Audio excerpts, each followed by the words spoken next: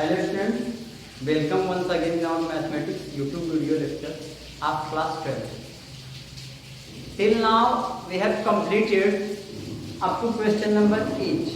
In our last video we have completed up to question number 8. Now we have question number 9. So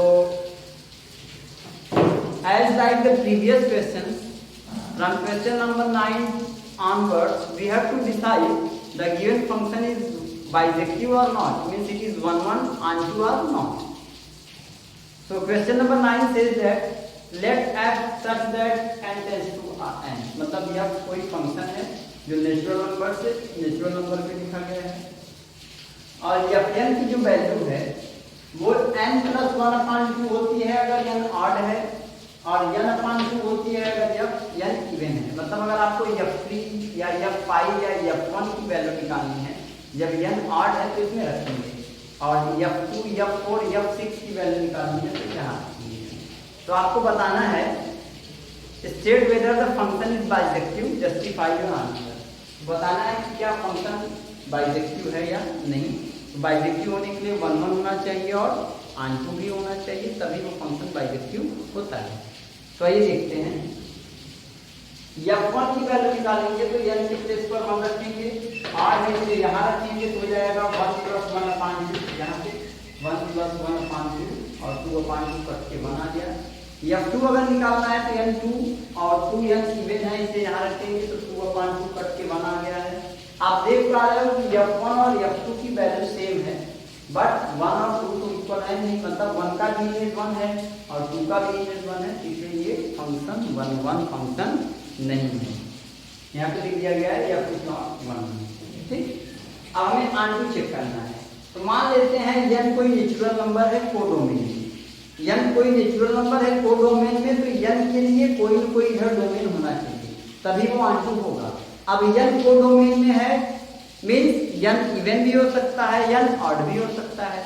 मान लेते हैं कि n odd है, n क्या है ऑड है, तो अगर n ऑड है तो n = 2r + 1 के फॉर्म में हमेशा n होगा, पता है आपको। तो n = 2r + 1 ये हमने मान लिया है, n जब ऑड होगा तब के लिए। हम चेक ये कर रहे हैं कि n कोई नंबर है, n कोई क्या है नंबर है यहाँ पे इस कोडोमेन में, मतलब सेकंड सेट में। अब n के लिए इधर कोई फ्री इमेज है या नहीं यही चेक कर रहे हैं। तो दो कंडीशन है, n इवन हो सकता है या तो वो n ऑड हो सकता है। तो हमने पहले मान लिया है कि n ऑड है और इवन अभी मान के और लगाएंगे तो n ऑड होगा जब हमारा, जबकि n ऑड होगा तो क्या कंडीशन बनेगी आपकी n = 2r + 1 हो जाएगा। अब n अगर आपका 2r + 1 है और वहां पे अगर आप n की जगह पे 2r + 1 रख करके या n की प्लेस पर रख करके निकालते हैं तो आपको वैल्यू मिलेगी 4r + 1। कितना मिलेगा 4r + 1। 2r + 1 के लिए यहाँ रखिए, आप देखिए आपको मिलेगा। देखिए यहाँ पे fn = n + 1/2, fn की जगह पे 2r + 1 रखना है, यही करते हैं आप। 2r + 1 = n + 1/2 मल्टीप्लाई कर देंगे तो 2 2 या 4r + 2 = n + 1 प्लस 1 इधर आके -1, 4r + 1 2 - 1 1 बचा = n। तो n की वैल्यू आ गई 4r + 1। तो 4r + 1 इधर कहीं होना चाहिए भाई। 2r + 1 वैल्यू तब आ रही है जब इधर कुछ हो। 2r + 1 तो मेरे पास है मान लीजिए, तो 2r + 1 के इधर अगर 4r + 1 है तो काम बन जाएगा अपना, तो ये आंसर भी हो जाएगा ऑड के लिए। तो चेक कर रहे हैं कि है कि नहीं 4r + 1 उधर कहीं कोई, तो हम यहाँ रख दिए यही n की जगह पे 4r + 1, जहाँ n है वहाँ से 4r + 1 काट देंगे तो आ गया 2r + 1। पता चला हाँ 2r + 1, 4r + 1 है, 4r + 1 का मतलब 2r + 1, तो उधर भी तो इवन या ऑड ही नंबर में नेचुरल नंबर है तो 2r + 1 ऑड है। तो ये मतलब उधर कोई नंबर है जो कि 2r + 1 की इमेज का प्री इमेज का काम करेगा। तो ये अब आंसर हो चुका है, जबकि इधर एक ऑड नंबर दिया है। अब इधर की तरफ इवन लेंगे, अगर इधर की तरफ इवन लेंगे तो n 2r हो जाएगा।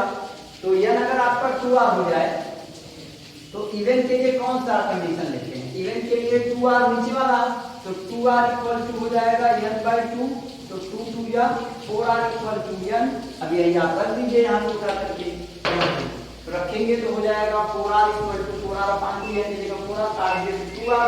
अब उधर एक नंबर 2r है कि नहीं आप ये सोचो, तो उधर एक नंबर 2r होगी, बिल्कुल होगी, क्योंकि उधर भी तो नेचुरल नंबर ही है, तो इवन या ऑड होंगी, तो 2r तो इवन नंबर है, मतलब कि f जो है वो ऑन है, इवन होने पर भी इधर और ऑड होने पर भी।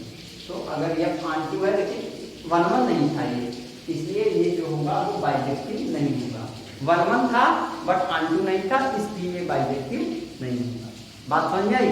आपको जब भी वही ऑन चेक करना हो तो आप इसी को जैसे जो चेक करना है, जैसे फंक्शन की वैल्यू मान लीजिए f(x) बराबर 4x + 1 दिया है, ऑन के लिए चेक करना है, तो आप y बराबर 4x + 1 मान लिया करो ना बेटा, और यहाँ से आप वैल्यू निकाल लिया करो x की, तो हो जाएगा y - 1/4 = x। अब यही x की वैल्यू यहाँ उठा के रखो, तो f y - 1/4 = 4 और x की वैल्यू ये रही y - 1/4 + 1 काट देंगे, तो y - 1 + 1 करके कितना आ गया y, इसका मतलब आंसर है y। y तो एक नंबर है, नंबर उधर तो है ही कोई। आई बात समझ में हमारी कि नहीं? तो आंसर चेक करने का तरीका यही होता है, जो भी फंक्शन दिया गया उसे y के बराबर मान के इधर x की वैल्यू निकाल के वही x की वैल्यू f(x) में रख के सॉल्व कर देते हैं। अगर y मिल जाता है वापस से कहेंगे हाँ कि ये आंसर है। बिल्कुल क्लियर हो गया कॉन्सेप्ट, क्योंकि अभी एक बड़ा सवाल मिलेगा आपको इससे, ठीक है? तो पहले ये कॉपी कर लो, फिर हम क्वेश्चन आगे देखते हैं। Copy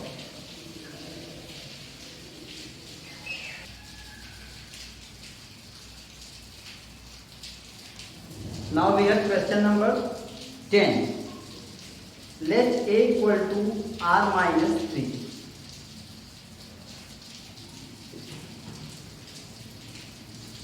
Let a equal to r minus 3. It means a जो सेट है उसमें सभी रियल नंबर्स हैं लेकिन 3 नहीं है, एंड b इक्वल टू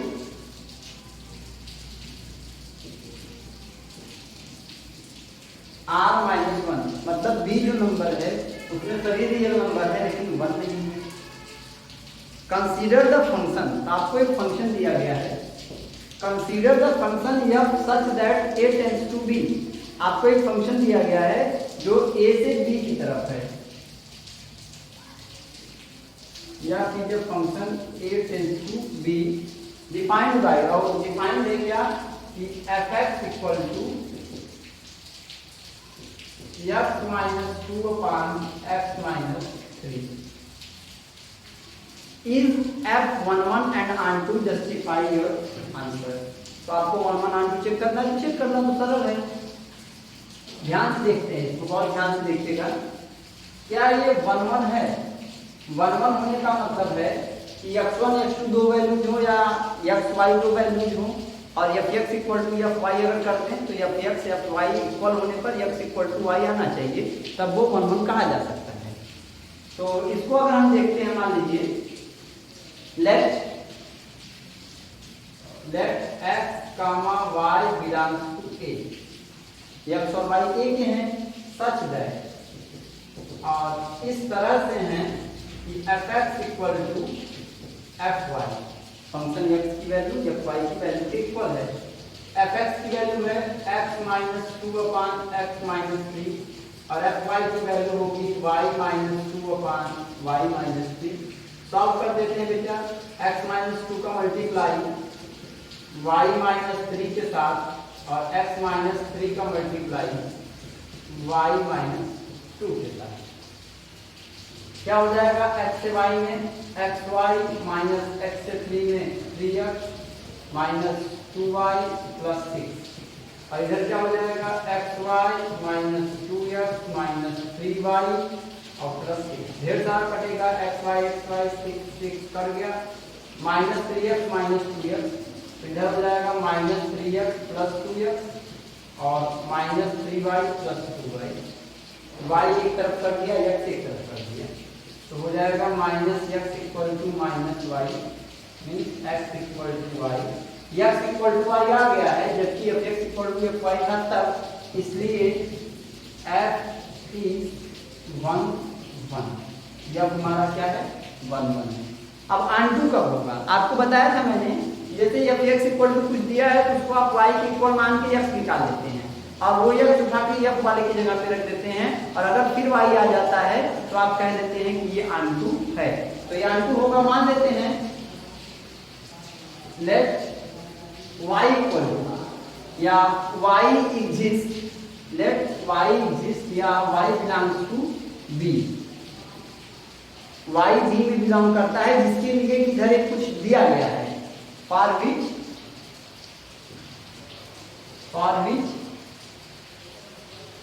जिसके लिए उधर कुछ दिया है,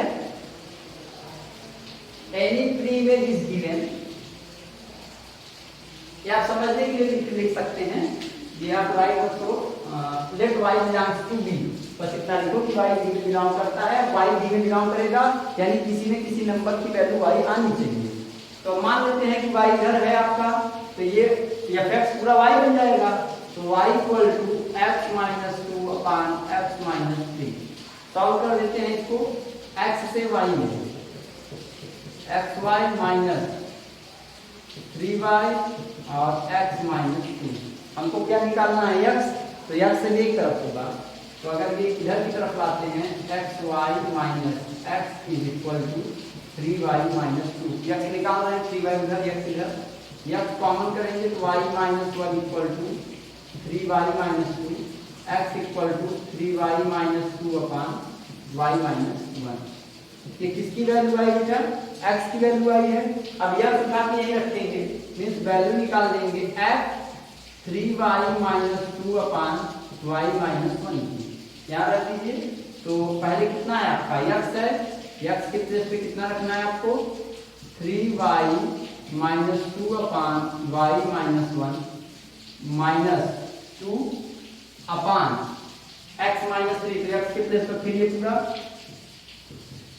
3y minus 2 upon y minus 1 minus 3, यहाँ मत मानेंगे, यहाँ मत मानेंगे, और एलसीएम हो जाएगा y माइनस 1, मल्टीप्लाई कर दें, मल्टीप्लाई कर देते हैं ये 3y माइनस 2 से 1 में, तो 3y माइनस 2 माइनस 2 से y में तो माइनस 2y, और माइनस 2 से माइनस 1 में प्लस 2 अपान टोटल अपान y माइनस 1, 3y माइनस 2 से 1 में तो 3y माइनस 2 माइनस 3y और plus 3, y minus 1 y minus 1 cut जाएगा, और ये आपका हो जाएगा 3y में से y जाएगा प्लस 2 माइनस 2 कट गया, 3y में से y गया, तो y अपान यहाँ 3y कट गया, माइनस 2 प्लस 3 तो 1, y अपान 1 यानी कि 1, यानी कि f इतने की वैल्यू पूरी y के बराबर आ रही है, इसलिए f इज आंसर, f क्या है, आंसर है। तो ये हो गया आपका, f क्या है आपका, आंसर है। तो क्वेश्चन नंबर 10 हो गया है। क्वेश्चन नंबर 11 आपको दिया गया है fx equal to x power 4, आप लगाओगे इसको, आप चेक करो कि क्या ये 1 आंटू है कि नहीं। मैं बता दे रहा हूँ, ये ना तो 1 है ना तो आंटू है, वही fx equal to x square के जैसे लगेगा, जो 7वें का सेकंड मैंने पढ़ाया था अपने लास्ट वीडियो में, उसी के जैसे ये लगेगा, 1 प्लस एक्स स्क्वायर के जैसे।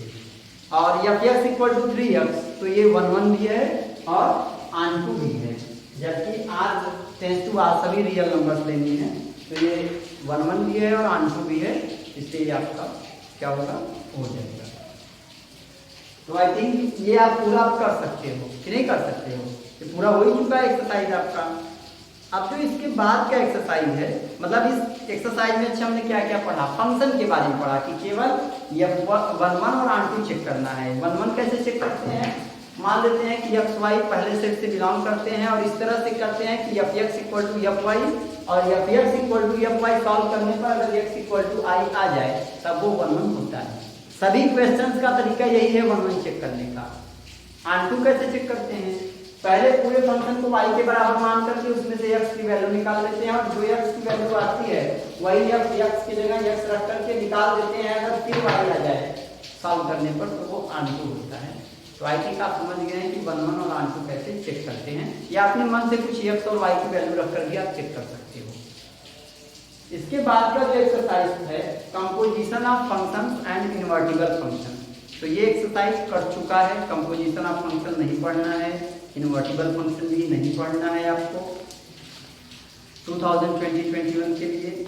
इसके बाद बाइनरी ऑपरेशंस हैं, और बाइनरी ऑपरेशन बहुत पहले ही कट चुका था, वो पिछले साल भी नहीं था, ये पहले से ही कटा हुआ है, इंक्लूडेड नहीं है, ये एक्सक्लूडेड सिलेबस है। इसका मतलब 1.4 भी हमें नहीं पढ़ना है। अब 1.3 और 1.4 तो नहीं पढ़ना है, तो हमें पढ़ना क्या है? अब हमें पढ़ना है मिसलेनियस एक्सरसाइज, और मिसलेनियस एक्सरसाइज के केवल वही क्वेश्चन हमें पढ़ने हैं जो कि किसपे बेस्ड हैं, रिलेशन और फंक्शन पे, जो कंपोजिशन पे, इन्वर्टिबल फंक्शन पे और